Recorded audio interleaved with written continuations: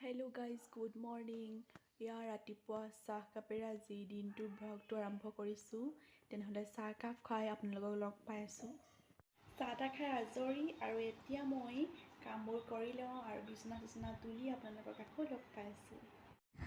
Hello' guys good evening. বহু সময়ৰ পিছত আকৌ আহিলোঁ আপোনালোকৰ ওচৰলৈ আৰু এতিয়া মই কৰি আছোঁ কিছুমান কুৱেশ্যন এনচাৰ।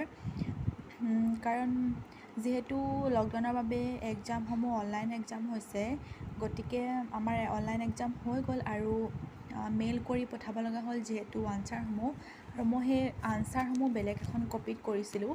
কিন্তু আকৌ মেমে ক'লে যে কপিবিলাক যিহেতু স্কুল কলেজ খুলিলে যিহেতু জমা দিব লাগিব, গতিকে সেইকাৰণে যেনেকৈ এক্সামত আমি লিখোঁ এক্সট্ৰা পেপাৰ লৈ, তেনেকৈ আকৌ ইয়াত এক্সট্ৰা পেপাৰ লৈ লিখিছোঁ এইবিলাক জমা দিবলৈ। গতিকে লিখি লওঁ আৰু লিখি হোৱাৰ পাছত আকৌ আপোনালোকক লগ পাই আছোঁ।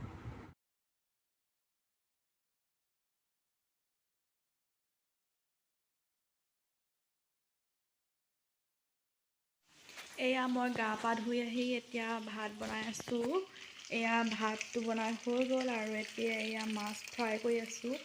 এয়া আলু আৰু ভেন্দি ফ্ৰাই কৰিম, তাৰপিছত এয়া দালি বনাম।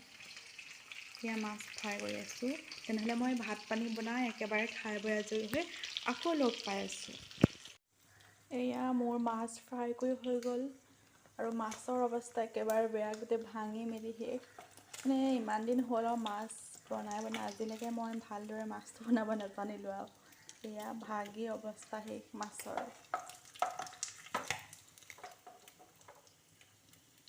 কাৰ বাৰু এনেকুৱা হয় কমেণ্ট কৰি জনাবাচোন, মাছ কোনে কোনে ভাজিলে ভাগি যায়। এয়া মোৰ হৈ গ'ল।